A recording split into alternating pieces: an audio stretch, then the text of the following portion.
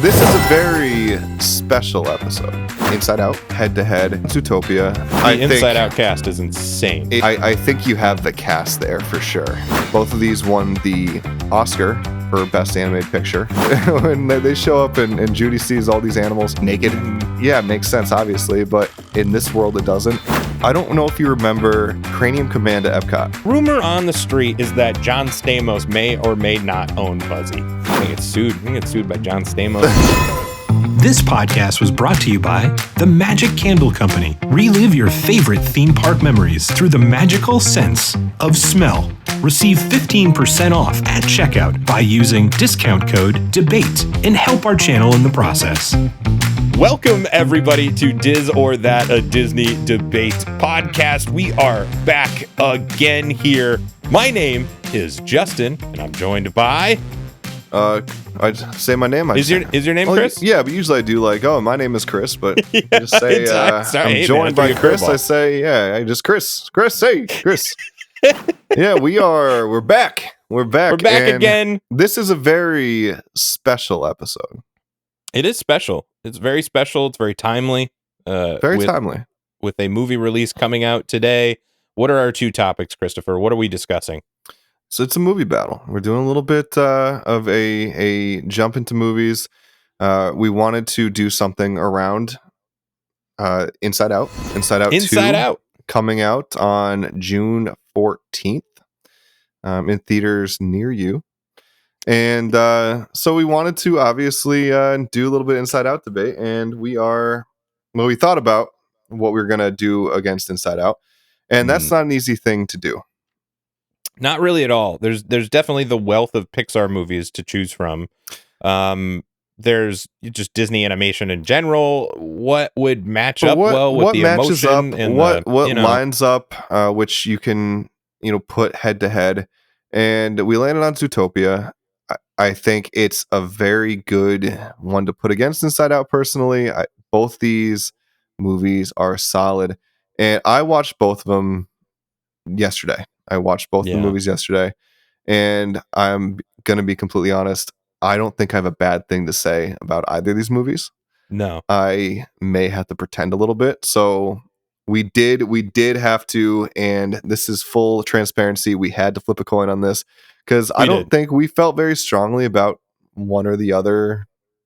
No, like you said, both of these, it's tough to come up with an argument against them. I think that Zootopia is like one of the better things that like Disney animation has done in quite a while. It really kind of felt on par with a major Pixar movie like Inside Out. The coin flip was necessary, 100% necessary to figure this one out. I think the results of the coin flip made a lot of sense. Mr. Biology Animal Boy. They got Zootopia, and I will be taking Inside Out. It seems to happen. Yeah. But, so it just worked out perfectly. Sense. And it makes sense. I like Zootopia. I saw both of these in theaters. Oh, interesting. I saw them both, I believe, streaming. I don't know if they were Disney Plus at the time, but both of them streaming. So very different experiences. So yeah, my first time with Inside Out, I was working at a summer camp. I was the medical guy at the summer camp. And we went to go see Inside Out. And we had a whole bunch of kids watching Inside Out in the theater.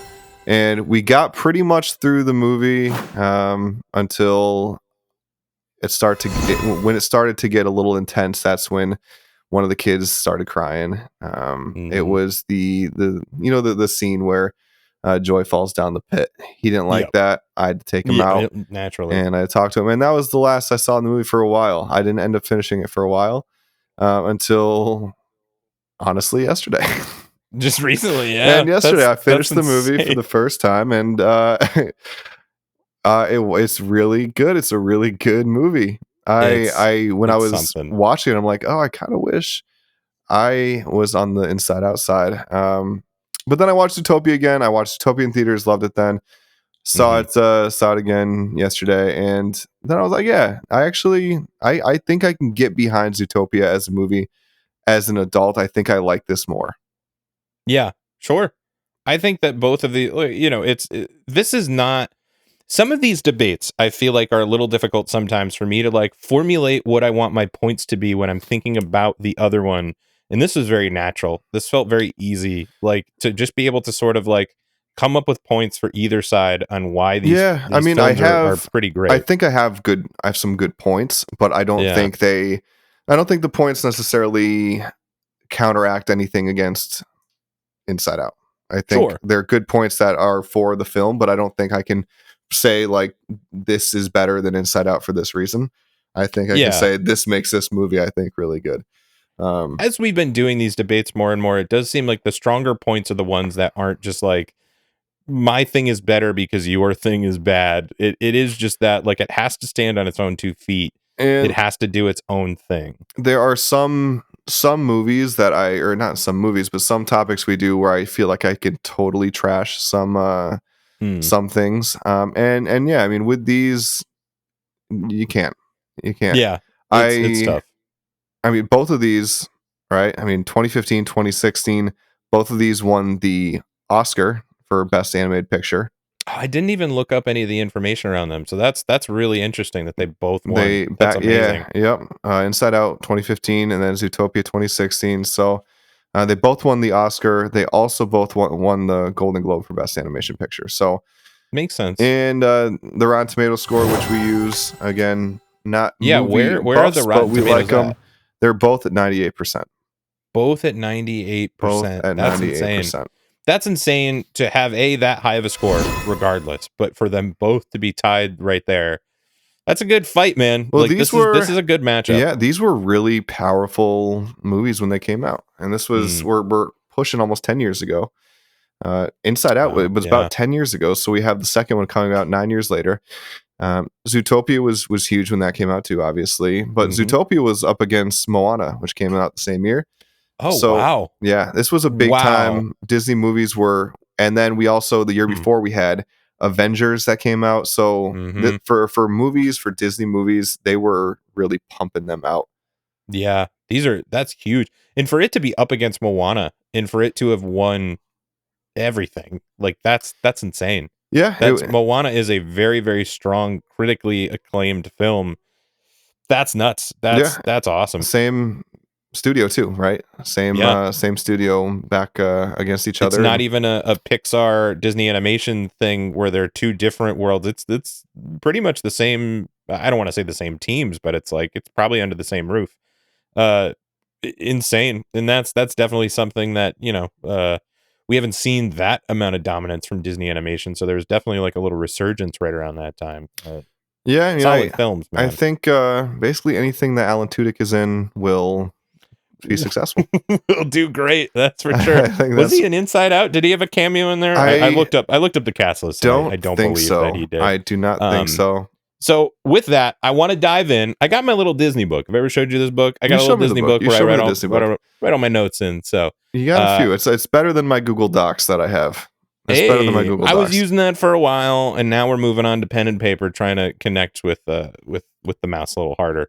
I wrote down the entire cast, more or less. There's definitely a lot of people who are left out of this. So yeah, I mean, like touching the cast, right? So that's the Inside Out cast is insane. It is. This is a stacked cast. It is insane. It is insane.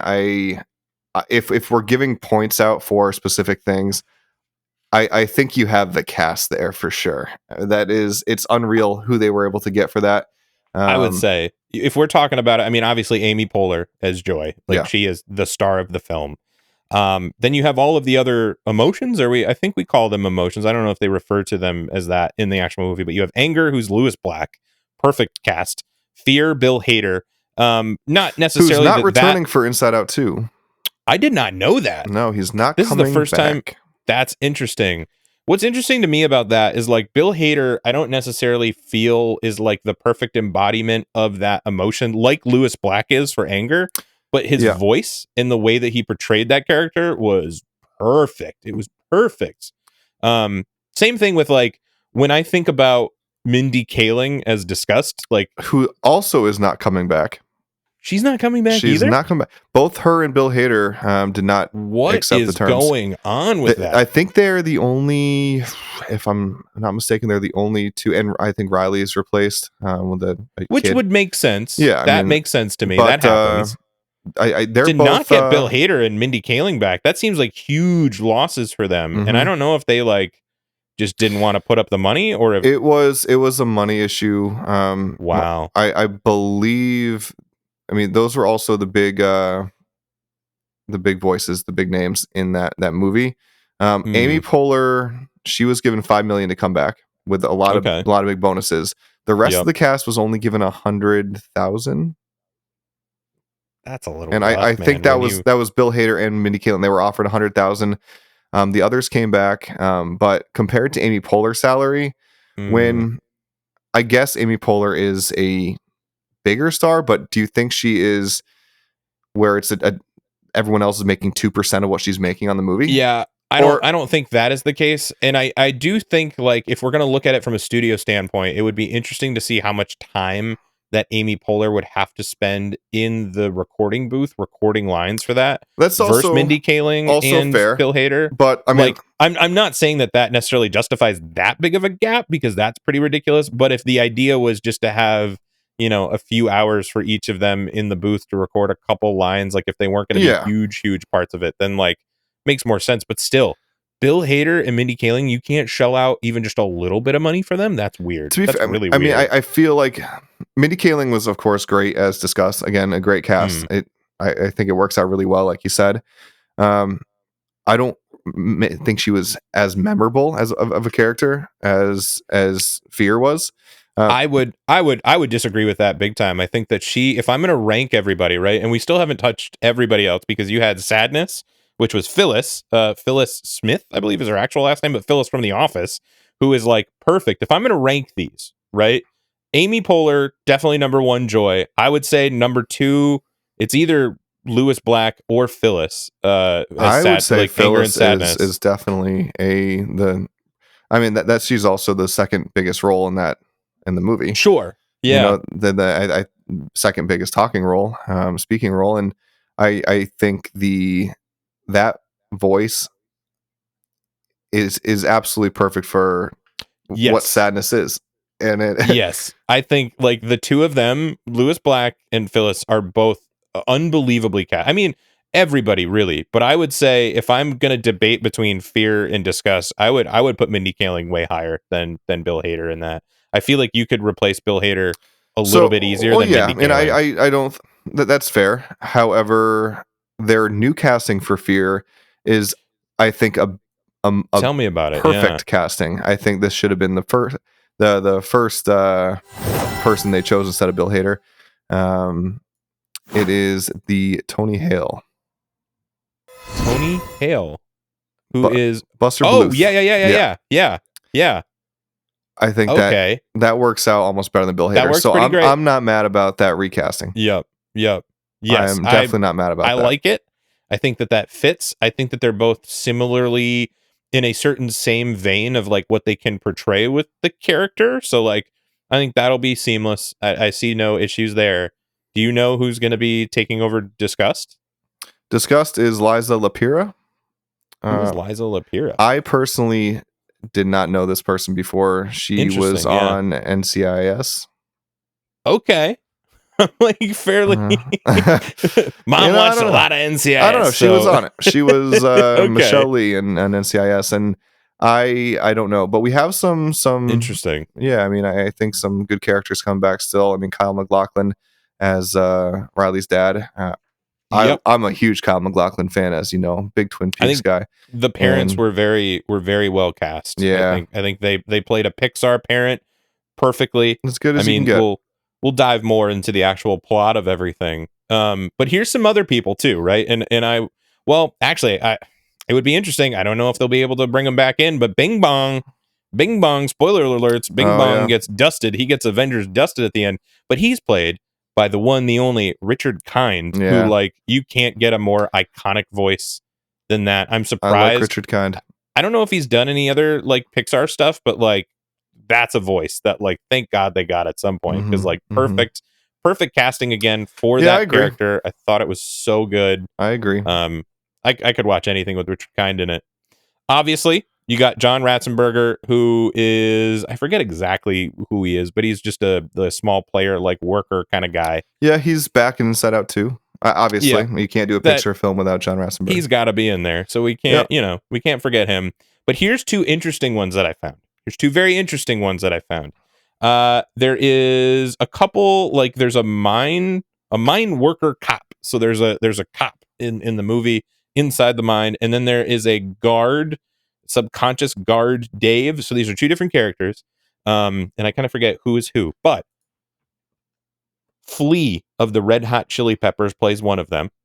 So Flea of the Red Hot Chili Peppers. That makes sense. Movie. He's been big into the voice acting world since he's been in the voice Wild acting world. So he was in Star Wars for a little bit. And speaking of Star Wars, here is one that you will not, I think, believe, and I didn't believe at first at all. Then watching the movie again, I heard the voice and I was like, oh my God, yeah, they got him to be in this. And it's like one or two lines. Frank Oz. You know who Frank Oz is? Miss Piggy, Yoda. Oh, like yeah, he right. is of like a voice acting talent. Yeah. Oh my God! And I was like, I didn't believe it. I thought it was like an error. I thought it was weird. And like, no, his natural speaking voice is 1,000% in that movie. It makes sense. They got Frank Oz, so they got Yoda to be in this. They got Miss Piggy to be in this. I guess so. I guess they did pretty good on that, huh? It's just weird how that stuff comes around. He must have been like touring the Pixar facility, and they're just like, "You want to do something real quick?" Like, yeah, sure, cool, done deal. Yeah, there are a lot. I get it. I think your cast is fun. The Inside Out cast is fun, really fun. I also think I don't want to take that away. Zootopia is also a big ensemble cast. I was gonna say let's go over the Zootopia cast because it is a stacked one too. Yeah, we can definitely get into it. I mean, so obviously the big names: Jason Bateman, Idris Elba, Jenny Slate, of course. J.K. Simmons, Octavia Spencer. The big names that I like here. Besides the big ones, I mean, I guess the smaller characters, but that I think kind of with a big name that make the movie. Who are we saying? Alan Tudyk. Yep. Who plays in the movie? He plays Duke Weaselton. Yep. Does that sound familiar? That sounds familiar. That sounds like the character because he also Frozen, plays the Duke of Weaselton in Frozen. I think it's fun. I think it's funny. It's really funny. But Tommy Chong, we got Tommy Chong, baby. Chong, yeah, that's a big get, man. Playing the yak, the nudist club yak. That's funny, man. That is so. When they show up and Judy sees all these animals. Like naked animals. Yeah. It's like, yeah, it makes sense, obviously, but in this world it doesn't. And she's like freaking out. That's funny. Tommy Chong obviously plays that role perfect. But I think they all do. I think they all fit their roles right. Another little Frozen callback. Kristen Bell comes back, and at the DMV, she's a small character. She plays one of the sloths at the DMV. So I didn't realize that. That's interesting. Yeah, and there's a bunch of other names who you can come up with, but I think those are kind of the big. John DiMaggio is in this as well. He's in everything. He man. is, and like he is obviously he's going to be good. But there's a lot of good names. I think that's a solid cast, man. Like putting really those up against the Inside Out, like I think those can go toe to toe. You put J.K. Simmons in anything, man. That iconic voice. It's pretty crazy. And then, I mean, even the voice of Judy Hopps, Jennifer Goodwin, who is of course a big actress. She, Once Upon a Time, right? So White, in Once Upon a Time. So kind of going back to Disney roots, I guess, a little bit, even though that wasn't necessarily Disney, but yeah, it's still bit. in the vein, right? But yeah, I mean, I think she was a really good Judy Hopps. I think it's nice having a voice for a main character, and I was thinking about this too. And we're spending a lot of time on the cast, but that's okay. The great cast. I like when the main character then this goes for any any anime movie. The main character isn't like a super well known actor or actress. Yeah, you know, sure. I like to have that separation to an extent. That goes for a lot of big movies, right? When you have, Tom Cruise playing the lead role, it's like, that's Tom Cruise still. Yep. It's hard to separate that. This is what I don't like about modern animation, and it's been happening at least since Shrek, probably a little bit before that. I know there's like some movies that people cite as like the first animated movies that really went away from having like traditional voice actors and just had big like stunt casting actors.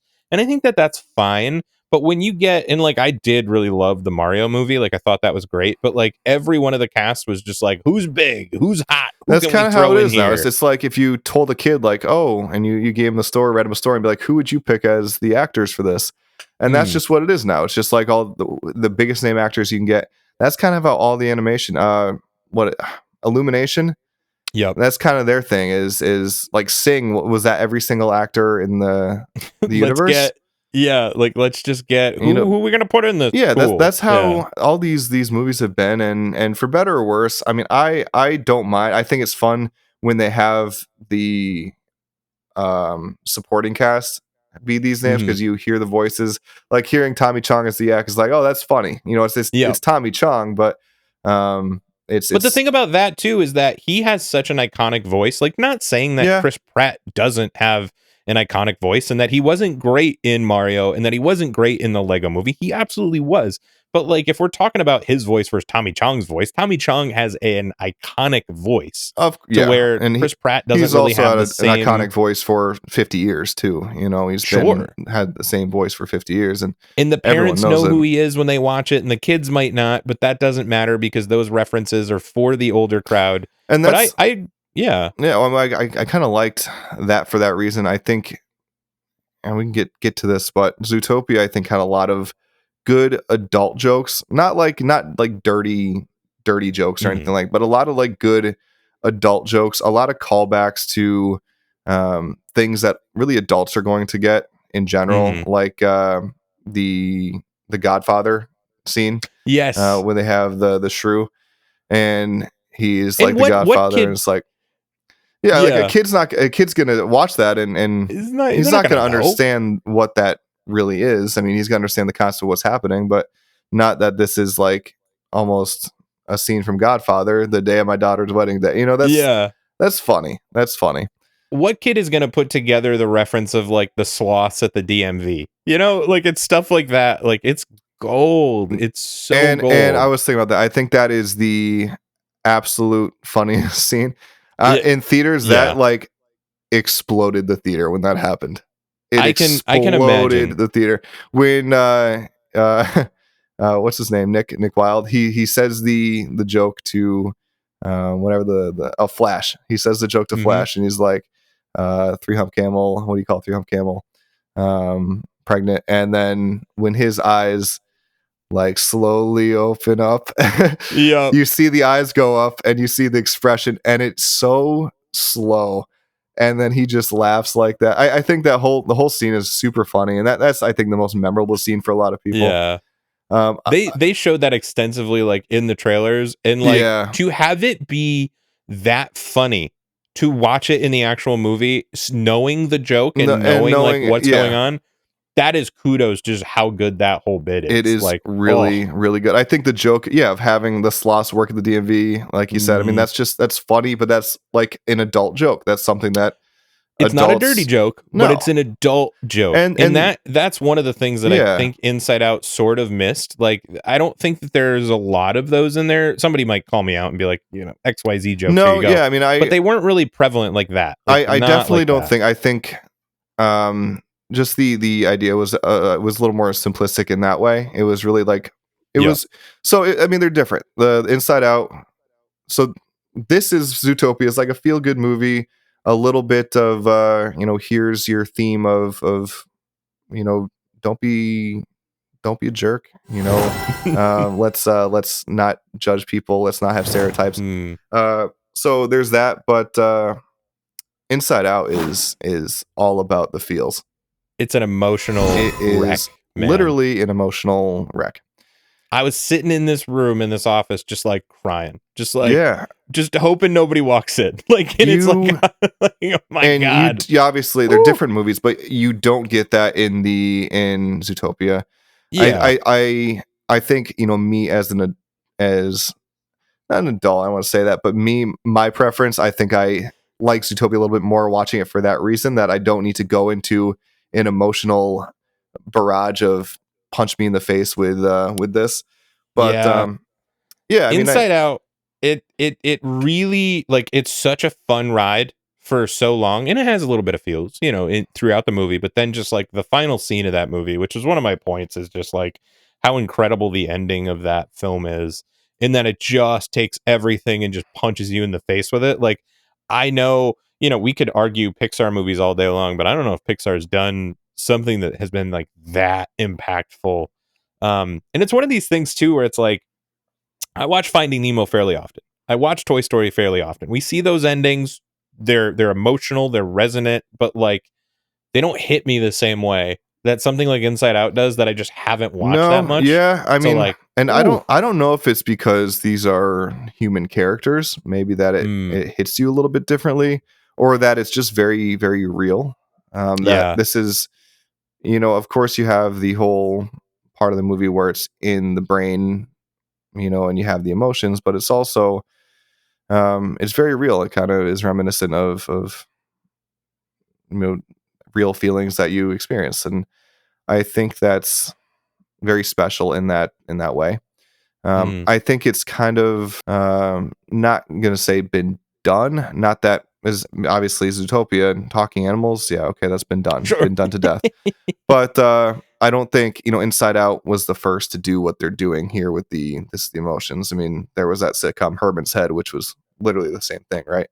I did not know about that. Herman's Head, Herman's Head? No, I have no recollection. Look up Herman's Head. It was like, it basically is like adult Inside Out. It's like there's other characters that are his emotions, and so there's that. So it's kind of like a child's version of that.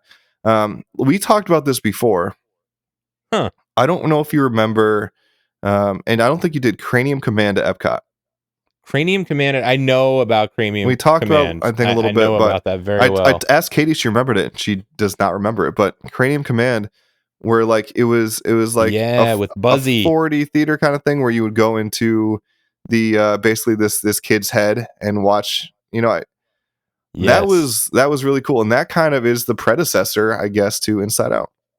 So, fun fact about Cranium Command, I guess that ride was sitting around for a long time, just like decommissioned, not operating. So like there was a bunch of footage of people like sneaking in, and you could like see Buzzy, like the main character there. But I guess Buzzy was stolen, right? And I think they caught the guy that stole Buzzy and then sold him, but they never like identified who the person was that purchased him. So there's there's rumor on the street though of who purchased him. Do you know? Have you heard this rumor? I do not. I want to know that. So there is a very big collector of Disney like parks like merchandise like this, like probably like black market stuff. And I'm not trying to like get sued by anybody. I'm not trying to say nothing here, but the rumor on the street is that John Stamos may or may not own Buzzy. That is a crazy rumor. The other part of it is that like, and this is complete and utter conjecture. Like there's no evidence. I don't think of anything. I think there's a lot of fan theory, but some people have speculated that he bought Buzzy from that guy and then turned that guy in, but did not give back Buzzy, like did not give back the character. It was just like, I'm going to buy it from him. I'm going to take it. And then I'm going to tell you where to find the guy. So not to get too off track, but for someone to steal that, I'm sure that was like bolted. Could you imagine? You needed to have probably very legitimate tools to get that. So was it someone that worked? Did they find the guy? I mean, you said they found the guy. I forget. They found the guy, and I believe that and this is, I could be screwing this up with something else, but I'm like 90% sure it was Cranium Command, and it was Buzzy. From what I remember, they found the guy, and I can't remember if he had anybody helping him, but like, even if it's, it's going to take a couple wrenches, a couple screwdrivers, it ain't just going to be a pull it off there and get it out of there. I'm sure you probably had to cut some wires. but just the fact of like, you would probably have to know somebody who worked at the park or work at the park yourself to sneak that thing out of that building, because you're not walking out of freaking the main gates with that thing. No way, unless you had like a baby stroller and it actually fit in there. But I think it was a fairly big figure. This was recent. This wasn't even long ago. This was 2 years ago. Not 2 years ago. He's 24 now. It was 5 years ago. Yeah. Wow. Isn't this wild? This is a whole deep dive we could do. But yeah, man, there's a whole Wikipedia article on the guy that stole it. Was he an employee? He was an employee, stole over $14,000 worth in Disney World cast member costumes and props. He was doing quite a bit. Yeah, I like his mugshot. Yeah. Good for him. He had a YouTube name. I don't want to say that. Yeah. Backdoor Disney. I don't want to say too much about this guy. But I'm sure it's all taken down at this point.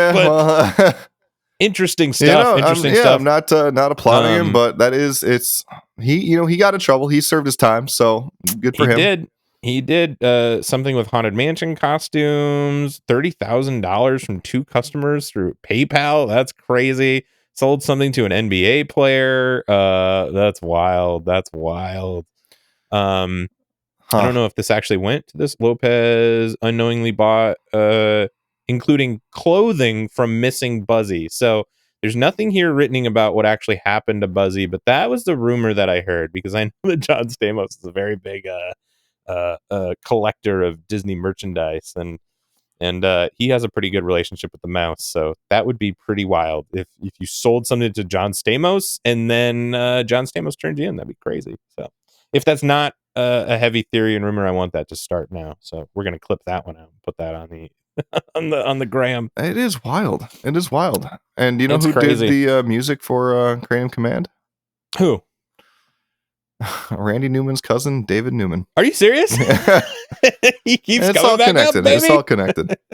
It's all connected. You know what the Newman family is actually invested in? I don't know if you knew this, but the Newman family owns a large portion of the company, Magic Candle Company. That's not true at all. I don't think so. Or actually, it might be. I don't think that's true. I don't think that's true. But you know what? But we should go to a break. If I had, we should go to a break. I'm getting too clever with my transitions, Chris. Why don't we try to learn a little bit about our special code and our special offer from the Magic Candle Company? Magic Candle Company themed fragrances allow you to capture the smell of your most cherished vacation memories. Set sail on a swashbuckling pirate adventure. Transport back to the tropical atmosphere of a beautiful South Pacific themed resort. Relive the excitement of a fun-filled day spent on your favorite dark water rides. Soar above a California orange grove. Embark on an exotic river cruise adventure. Recall that first bite of your favorite frozen pineapple treat. Escape to your favorite rocking chair overlooking a murmuring creek as you soak in the splendor of the great outdoors. Enjoy the scent that's beloved by foolish mortals and happy haunts alike. Or even recapture the nostalgic aroma of being a kid again, watching your favorite Saturday morning cartoons. All of this and more is just a click away. Visit MagicCandleCompany.com and escape to your happy place today. Receive 15% off. Discount code DEBATE. We're going to get sued. We're going to get sued by John Stamos and the Newman family, by Magic Candle Company. Yeah. You said it was a rumor. Are we back? We're back. We're back. We can be back. We're back. We're back. Let's Magic Candle Company. Check out discount code debate. Help support the show. Back. Help support them, and it helps your rooms smelling great. So continue on, sir. We've talked already about Cranium Command. One more thing to say is that one of the animators, this was his first job, was an animator for Cranium Command, and is none other than the director of Inside Out, Pete Docter. No kidding. Yeah.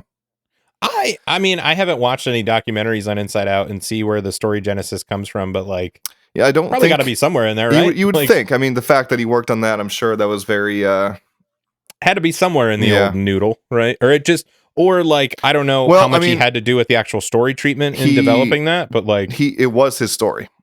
Okay, then yeah, he did the story and the screenplay, so I'm sure Cranium Command was the birth of Inside Out. So that would make a lot of sense. I don't know how much this is talked about, but came up with something. We figured it out, man. So there's our tangents come in handy, and our love of the Disney parks help us figure out some other stuff for the Disney film side of things. We did it would be interesting to see. I would love to watch some documentaries on that. I'm sure they're sort of out there. It's there's a lot of connections with this, but yeah. So I think this all stemmed from saying that this is kind of Inside Out was kind of done before. The inside the head. Here's Osmosis Jones. Osmosis Jones. All right. I mean, it's not emotions. I'm not saying it is. I'm not saying it's the same premise. But the inside the body trope is as overused as the talking animal trope. Osmosis Jones. Was that what studio made that? Because it was not Disney. I have maybe DreamWorks. We'll have to go back and just watch that personally, because I don't know if that film is gonna hold up, man. Like, I don't know. I loved it. It was like a health class.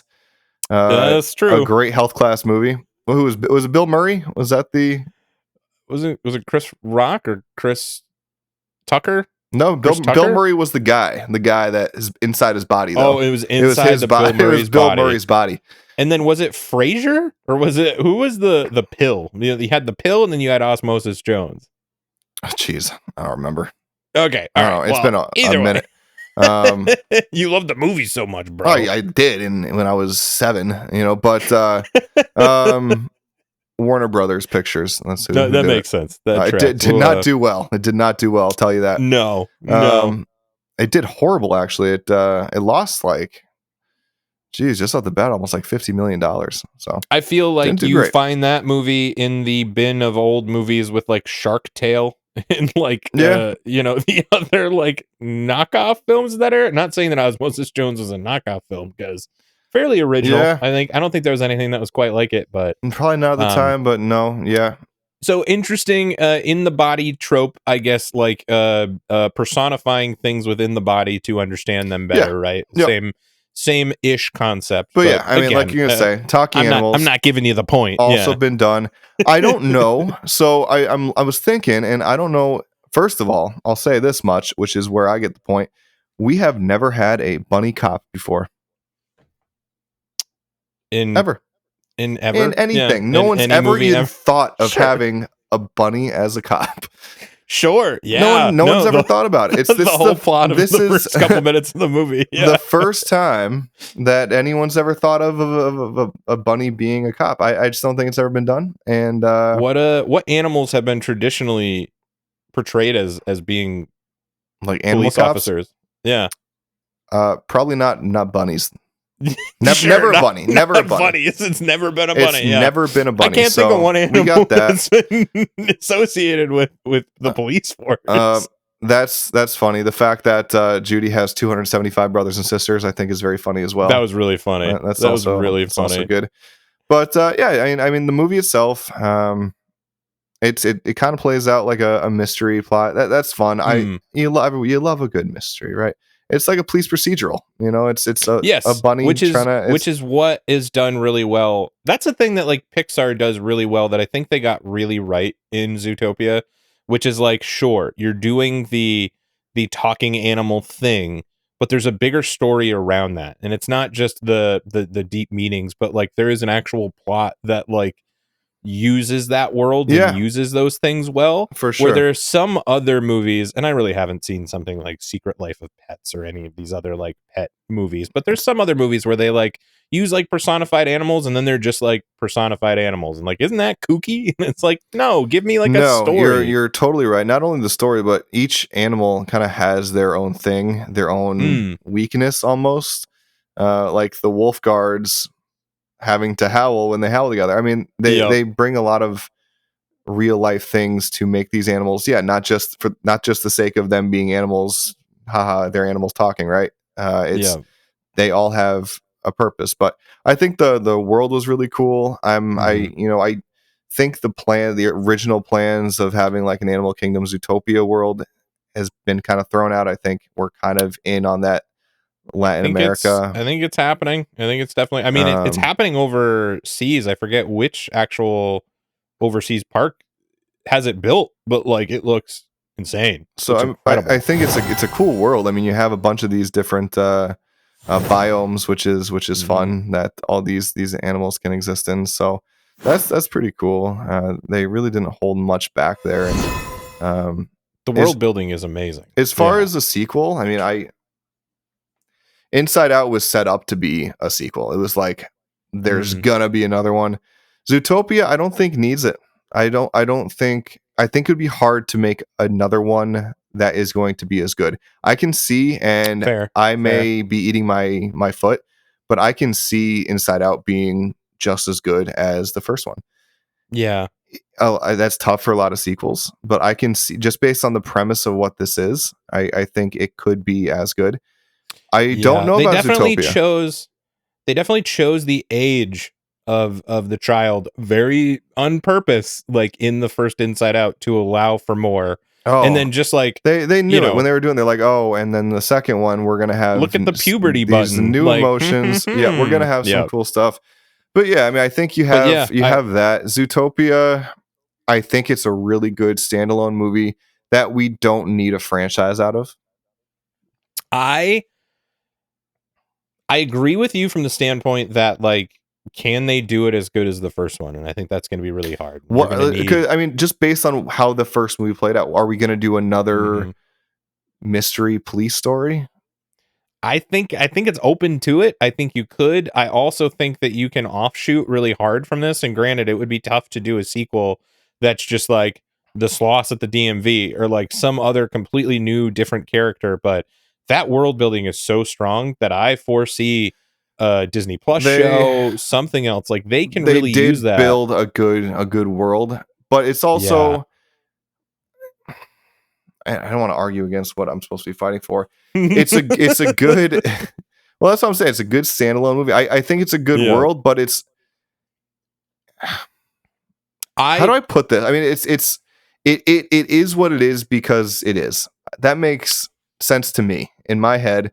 It's an animal world, and you have all the animal things and all the animals. I think it's something like Wreck-It Ralph, like coming back with the second one. I didn't enjoy the second one. I don't know if people widely like the second one or not, but like it felt like a world that didn't necessarily need to be revisited. It felt like a world that was like, I agree, pretty good on its own. And if you don't have a 10 out of 10 banging story, like let's just not go there. And I think that could be sort of similar things going on with Zootopia, but again, the world building is so they'll need strong. to up the ante, right? When you do a sequel, you kind of need to up the ante a little bit, make it a little bit more, give it more stakes. And most sequels, I think, try to add more stakes. Star Wars does, and now we're on 300,000 Star Destroyers coming to. Watch your mouth, boy. No, but there needs to be more stakes. It is like, where do you go? Let's build another Death Star. Let's keep going. What are the other? I mean, you almost had 10% of the predator population. They were going to eat all the prey. That was kind of, they were like, yeah. So I mean, that's some pretty big stakes. It's like, what are you gonna do at that point? But I think the message was. I kind of think the message was great. I think the message was great. I think, if not a little bit too, geez, I don't want to keep saying bad things. You're fighting against it, man. If not a little bit too, that's why I said I could. It's almost a little bit too on the nose. In a little bit, of a sense. I mean, it's like very obvious. Like, this is what's happening. Like we can't judge people based on stereotypes, which is a good message, but it's not really hiding it, or it's making it obvious, and that's not a bad thing for a children's movie. Let's sure. Yeah, it's not a bad thing, but I think Inside Out was fairly equally sort of obvious in a way. Like I don't know if you guess every move that's going to be made, but like the overall themes, how maybe we're going to resolve this was like I think when we got there, it's like so yeah. And I honestly, I think, at least for me, I think the first act of Inside Out was the strongest. I think from the initial, from the opening of the movie, up until the end of the first, I think that's when it had me hooked the most. I think we got, this is me personally speaking, I think towards the middle to the climax got a little bit slow. I think the pacing seemed a little bit off for myself. Yeah. I would agree with that. It was kind of weird because like we leave sort of the headquarters, right? We're and leaving then the headquarters, and then we go to the other little realms and worlds and stuff, which is cool for and world building. You kind of you do, but you don't. It's not like you're going to the specific islands in her personality islands. You're going to the world of all the memories, like the memory bank, which is just a bunch of different balls. Of course, things happen in that, which is fine. You run into different characters and things like that. But it slows it down. But it definitely slows the pacing. Whereas initially, I think we had a little bit more. We were more into how this is affecting Riley, what's going on with Riley. Where we lose that, we focus. We go away from Riley. We go more towards what Joy and Sadness are doing. Right. So, which is sort of necessary for the overall plot. It definitely is hard to make that work. It definitely is, but I think to some extent the pacing is off because of it. But I think, with the climax and of course the end of the movie, I mean, obviously it was a great ending, but it was predictable, right? I mean, there's only one way this is going to end, and it's not going to be with Riley taking a bus and it closing the back. Could you imagine closing that was just out it? Like black, like Sopranos. So Joy's gone forever. That's how an adult is made, kids. It was, and I think you kind of knew what the theme was going to be about how you need all these emotions. I did like that. How it was fun. I mean, Joy was so against Sadness as like, you can't be here. You're not. And then when she learns to accept Sadness, and then boom, they get the core memory that's a mix of sadness and happy. Yes, I really wanted to talk about really cool. And it's not super discussed, like it's not super obvious, but that whole scene where after sadness takes over and you realize that like sadness can lead to joy and that it's another emotion that you need to have. But then seeing like that little thing with all the different core memories and how they were all mixed emotions. And I just thought that was so unique because that's just so true. That's so real. Well, and I wonder if they advance on that in the second one. My big thing with the second one is I feel like there might come a time when it's not just like this emotion and that emotion. It's like you reach a certain age in your adulthood where every memory, every core memory is all emotions at just varying different ratios. Like I said, I think it has potential to be a better movie. I am, or just on par. Yeah. I will say I am a little nervous about the addition of 4 more emotions and it getting a little bit messy.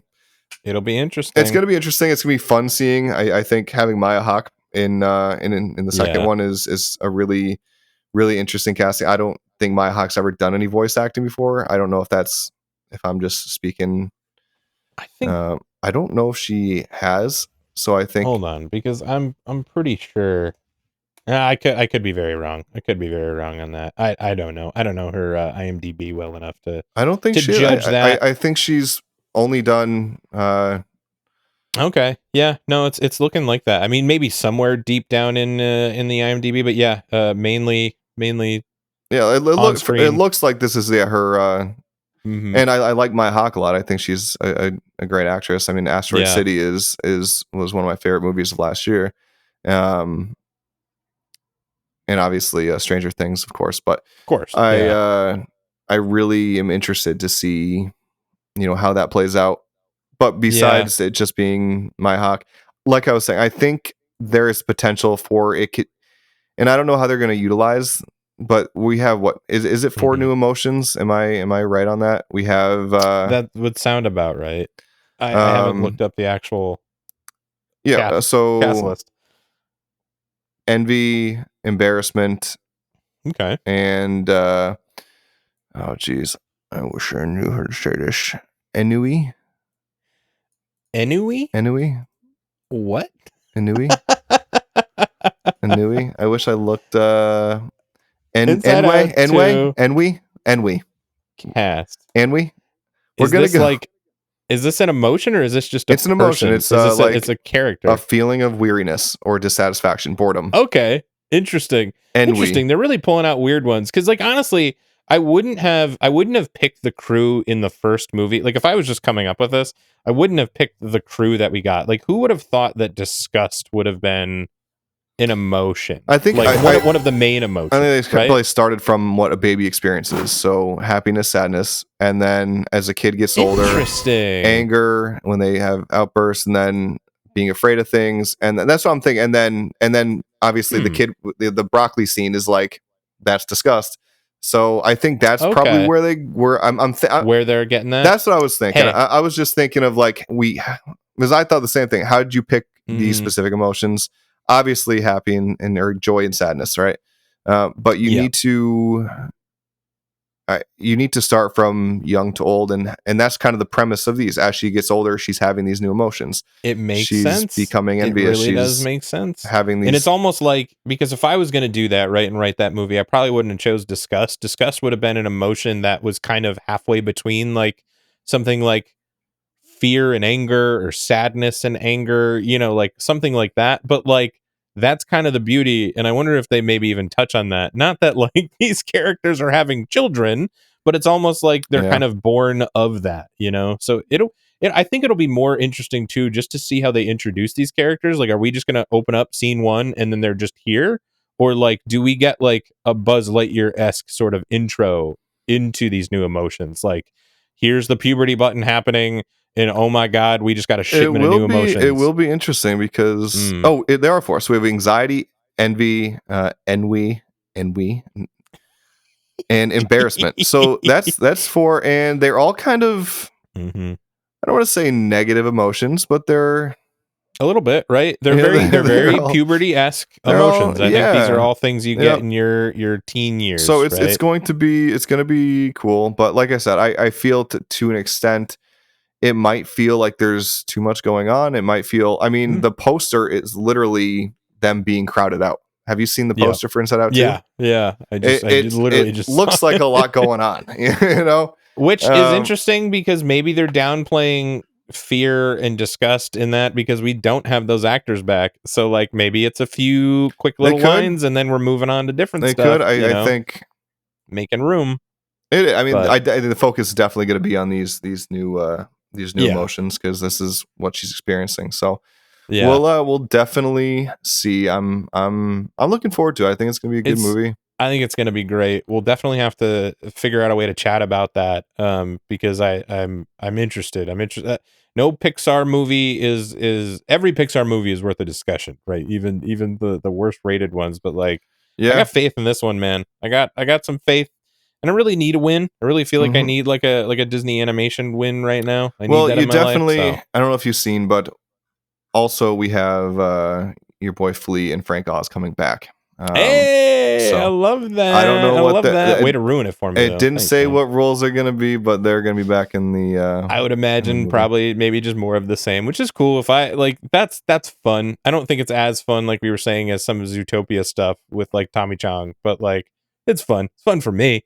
If I hear Frank Oz, but Frank Oz is a voice that, like, if he's not doing a voice, you have no idea it's Frank Oz. Like, I only know it because I've watched hours of interviews with him between Muppets and Star Wars stuff. But like, it's a special kind of nerd to know that man's like actual voice. Yeah. Interesting. I have a few other small points before we sort of get out of here.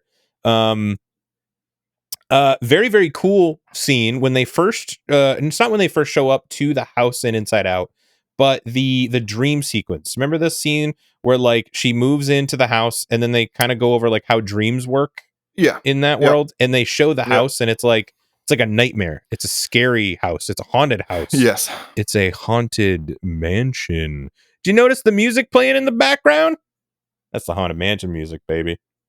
Is it really? Yeah. I was like, for a minute, I was like, in my head, I was like, wouldn't it be funny if it was the Haunted Mansion music? Can we? Because I could barely hear it. But then there is a very clear, I think it's the stretching room music. Like, pull that up for me.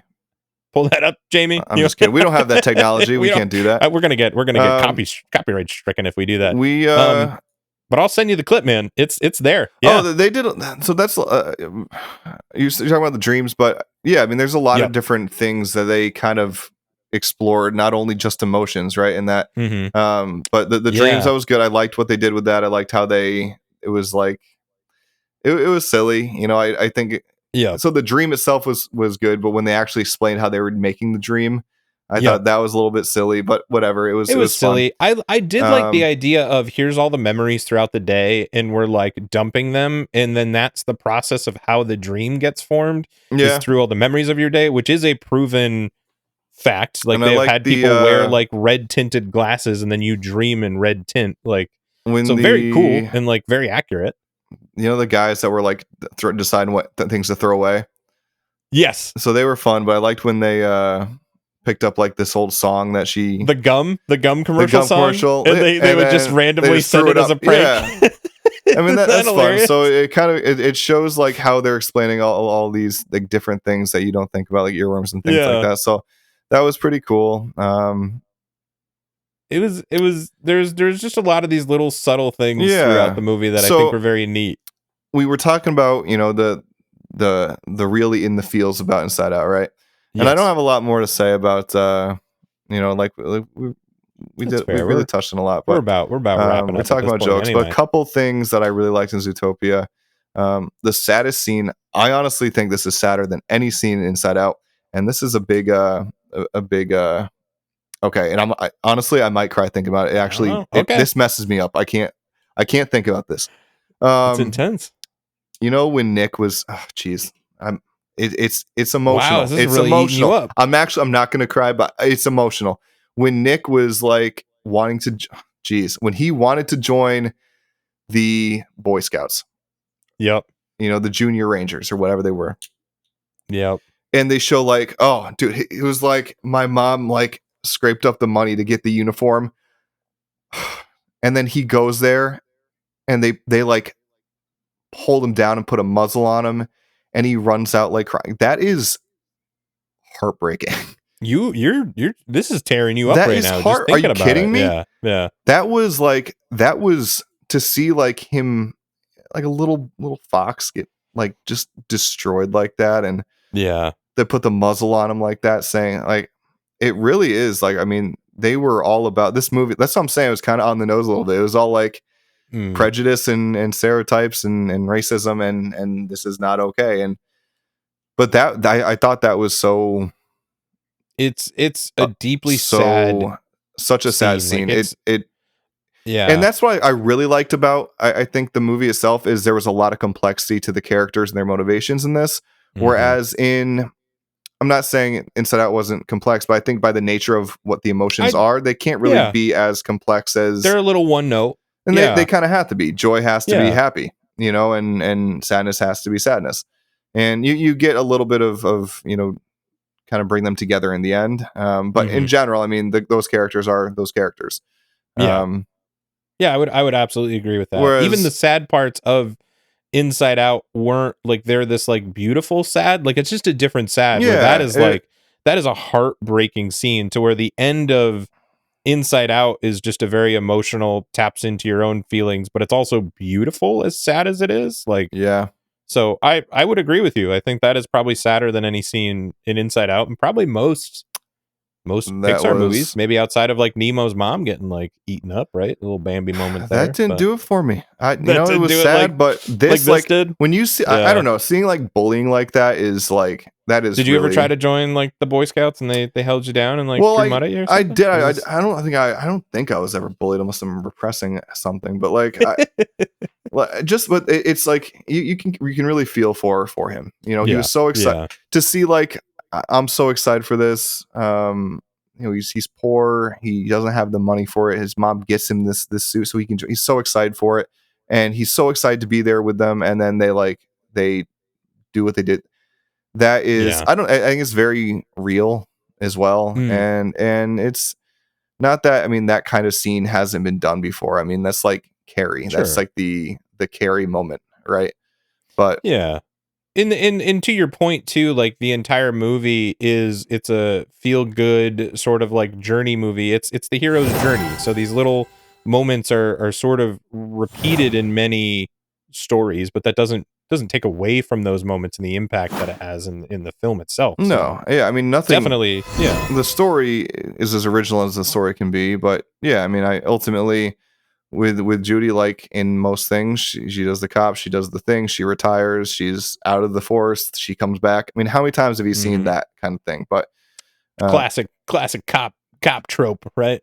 that's kind of it. Yeah. But yeah, I mean, oh geez, what else? I had a couple more notes that are completely out of order here, but I wanted to say, which I liked a lot, when they're in the the flower poison meth lab, and then Yes. Walter and Jesse. Yeah. I thought that was funny. Really funny. Just little points to things like that are like more of these adult jokes in this movie. Yes, like bigger pop culture references, things that just didn't, like, Inside Out had some, but like not many. And I love when an adult joke isn't a dirty joke. Like, yeah. I mean, it was references. It's just smarter humor, right? Like way smarter for sure. And then Zootopia, of course, has that their big banger, the Shakira song. The Shakira song. Yes. I think that's and then I like that. I like the end of the movie where the credits have a fun Yep. musical He's a number. sucker for a fun credit scene. I definitely don't mind it, but yeah, I have my feelings on the Shakira song. I have played it at many camp dances, middle school dances. Yeah, I oddly get requested for that song, and then there's one from like the movie Rio with the birds. There's one there that, like, I think it was like Black Eyed Peas or like Will.i.am or something like wrote, and I get requests for that a lot. That's crazy. Huh. Yeah, so it's interesting being DJing for kids. You hear a lot of weird stuff, man. I would say too, in the music realm, one of the notes that I had about Inside Out was it clicked with me because again, I haven't watched that movie a ton. Like it hasn't stuck with me the same way. Like obviously, music from Toy Story, music from Monsters Inc. kind of, you have that ingrained in your head. Yeah. But the music in Inside Out, number one, the actual main theme is all over the place, and I just never fully connected that was the actual main theme. It's all over TikTok and Instagram, all throughout the parks. Beautiful little theme, but the music is very different than kind of your standard. Like, I'm still fighting that Monsters Inc. and Toy Story are different styles of music. I think they're subtly different, but if we're talking about that, this is a very different style of music that still fits within the Pixar realm, and I really like when we push the bounds. Like I'll give you the point back for your old argument of like Nemo, where it was very much aquatic and very much underwater. Like that music fit that world well. And where I did want to make point for the music too. I think, of course, I mean, Inside Out, I think, is done very well. Zootopia is done very well. It fits. Do you know why they both fit so well? Because it's the same guy. Is it really? It's the same guy. No kidding. That's why they both got 98%. That's why they both won big. Who did the music? Do you have the name? Michael Giacchino. Oh my God. He is like one of the biggest composers of all time. He is essentially in the music world, he's kind of regarded as like the next John Williams. Like, he is unbelievable. He's done a lot. Written some incredible stuff. So yeah, you'll see that all over. I think he did like music for the new Space Mountain music that was done, but he did like Spider-Man, a bunch of Marvel properties. He's done Coco, Incredibles 2. Yeah.